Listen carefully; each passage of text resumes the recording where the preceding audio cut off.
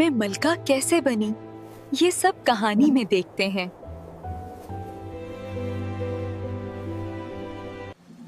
Welcome to Magic Fairy Tales. एक जमाने की बात है। एक मिडिल मैन था जिसकी 3 बेटियां थीं। उनमें सबसे छोटी निहायत प्यारी, बादब और नेक मिजाज थी। उसकी अच्छी आदतों और हुस्न की वजह से उसकी दोनों बड़ी बहनें उससे जानलेवा हसद करती थीं। मगर उसके बरकस उसका बाप उसे दिलो जान से चाहता था। इत्तेफाक से जनवरी के महीने में एक करीबी शहर में बड़ा मेला लगने वाला था। उस मिडिल मैन को अपने घर वालों के गुजारे के लिए जरूरी सामान खरीदने वहाँ जाना पड़ा। रवानगी से पहले उसने अपनी तीनों बेटियों से पूछा कि क्या वो उसकी हैसियत के मुताबिक कोई छोटा सा तोहफा चाहती हैं। बाबा, मेरे लिए परिंदों के परों से बना लिबास लेकर आना। ठीक है मेरी बेटी। बाबा, मेरे लिए टाइगर प्रिंट वोल की शाल लेकर आना, ठंड बहुत है। ठीक है मेरी बेटी। बाबा, आप मेरे लिए फूल लेकर आना, ताज़ा और खुशबूदार। ठीक है मेरी बेटी। अगले दिन वो मिडिल मैन सुबह सवेरे सफर पर रवाना हुआ। मेले में पहुंचकर उसने जल्दी से जरूरी सामान खरीदा। फिर रुसेना के लिए लिबास और मारियता के लिए शाल भी आसानी से मिल गए। लेकिन इस मौसम में उसे शांजा के लिए गुलाब कहीं न मिला। हालांकि उसने हर जगह बड़ी कोशिश से तलाश किया। अपनी प्यारी शांजा को खुश करने की फिक्र में वो एक अजनबी रास्ते पर चल पड़ा। कुछ देर सफर करने के बाद वो एक शानदार बाग के पास पहुंचा, जो ऊंची दीवारों से घिरा हुआ था। बाग का दरवाजा आधा खुला था, इसलिए वो आहिस्ता से अंदर दाखिल हो गया। उसने देखा कि बाग हर किस्म के फूलों और पौधों से भरा हुआ है और एक कोने में एक ऊंची गुलाब की झाड़ी थी, जिस पर निहायत खूबसूरत कलियां लगी हुई थीं। उसने चारों तरफ देखा, मगर कोई इंसान नजर न आया जिससे वो गुलाब मांग सकता या खरीद सकता। चुनाचे बगैर ज्यादा सोचे उस मिडिल मैन ने हाथ बढ़ाया और शांजा के लिए एक गुलाब तोड़ लिया। अफसोस, अभी उसने गुलाब की टहनी से फूल तोड़ा ही था कि अचानक एक हौलनाक शोर बुलंद हुआ। जमीन से शूले लपके और यकायक एक खौफनाक मॉन्स्टर नमूदार हुआ, जो शक्ल में अजदहे जैसा था। वो पूरी कुव्वत से फिनकारने लगा और गुस्से में उस पर चीखते हुए बोला,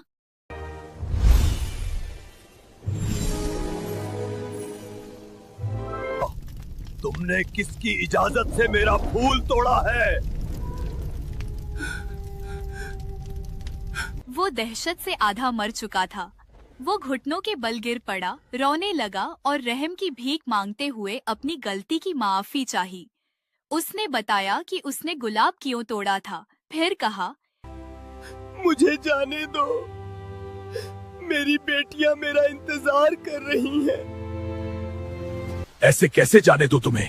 मेरा नुकसान हुआ है। दुआ और फरियाद से उस पर कोई असर न हुआ। मॉन्स्टर अपने फैसले पर अड़ा रहा और उसने उस मिडिल मैन को उस वक्त तक जाने ना दिया जब तक उसने ये कसम न खा ली कि वो अपनी बेटी शांजा को इसी बाग में ला कर पेश करेगा। जरा तसव्वुर करो कि वो मिडिल मैन किस कदर दिल शिकस्ता होकर घर लौटा होगा। उसने अपनी बड़ी बेटियों को उनके तोहफे दिए और शांजा को उसका गुलाब भी थमा दिया, मगर उसका चेहरा बिगड़ा हुआ था और वो ऐसा सफेद पड़ गया था जैसे मुर्दों में से जी उठा हो। ये देखकर बेटियां घबरा गईं और उससे पूछने लगीं कि क्या हुआ है और क्या वो किसी मुसीबत में मुब्तला हो गया था। वो मुसलसल इसरार करती रहीं, यहाँ तक कि आखिरकार वो मिडिल मैन फूट फूट कर रो पड़ा और उस मनहूस सफर की सारी कहानी और वो शर्त बयान की जिस पर उसे वापस आने की इजाजत मिली थी। मुख्तसरन ये कि उसने कहा, मेरी बेटियों, तुम अपना ख्याल रखना।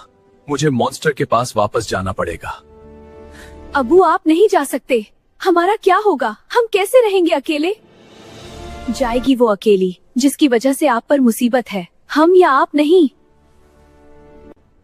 ठीक है बाबा, सिस्टर्स ठीक कह रही हैं। मैं जाऊंगी मॉन्स्टर का खाना बनकर, आप नहीं। मेरी बच्चियां। बाबा प्लीज मुझे छोड़ दें। अगले दिन शंजा और उसका गमज़दा बाप सफर पर रवाना हुए और शाम को बाग के दरवाजे पर पहुंच गए। जब वो अंदर दाखिल हुए तो वहाँ कोई नजर न आया, मगर उन्होंने एक शानदार महल देखा जो रोशनियों से जगमगा रहा था और उसके दरवाजे ओपन थे।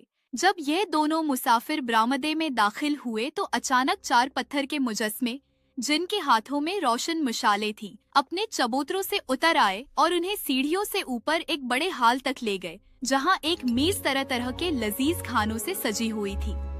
दोनों मुसाफिर सख्त भूखे थे, इसलिए बैठकर खाने लगे। जब वो खा चुके तो वही मुजस्मे उन्हें रात गुजारने के लिए 2 खूबसूरत कमरों तक ले गए।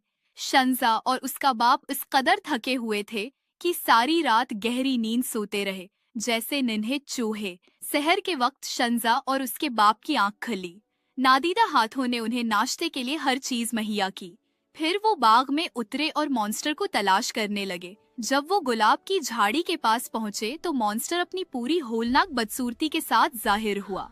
उसे देखते ही शंजा खौफ से जर्द पड़ गई। जी, तुम जा सकते हो वापस, तुमने वादा पूरा कर दिया।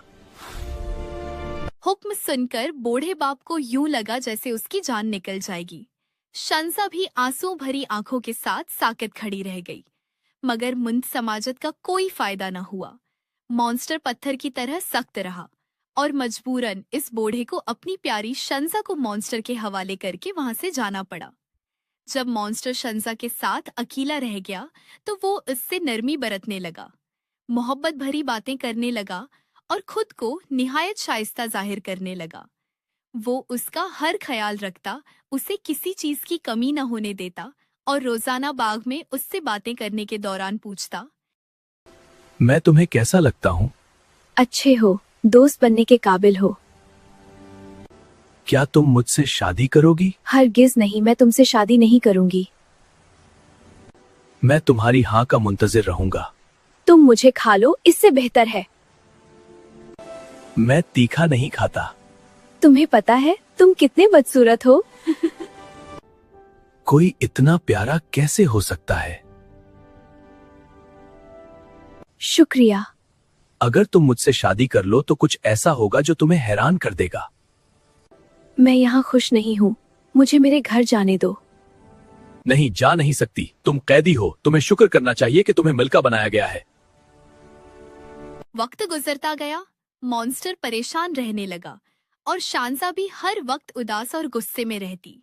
जरक बरक लिबास, बड़ा आलीशान गार्डन, कोई भी चीज उसे सुकून नहीं देती थी। एक दिन मॉन्स्टर ने शांजा को बुलाया और कहा, तुम्हारा बाप बहुत बीमार है और तुम सिर्फ एक शर्त पर उससे मिल सकती हो। ये कैसी शर्त है? यही हकीकत है। तुम्हें मुझसे शादी के लिए हाँ करनी पड़ेगी और सच्चे दिल से कबूल करना होगा। मुझे आज रात सोचने का मौका दो, मैं सुबह बताऊंगी। शादी करने में कोई बुराई तो नहीं, सिर्फ बदसूरत है, वरना दिल से बादशाह है। पूरी रात सोचने के बाद अगली सुबह शंजा जब मॉन्स्टर से मिली, उसने कहा, मुझे मरने से पहले एक बार अपने बाबा को गले लगाने दीजिए।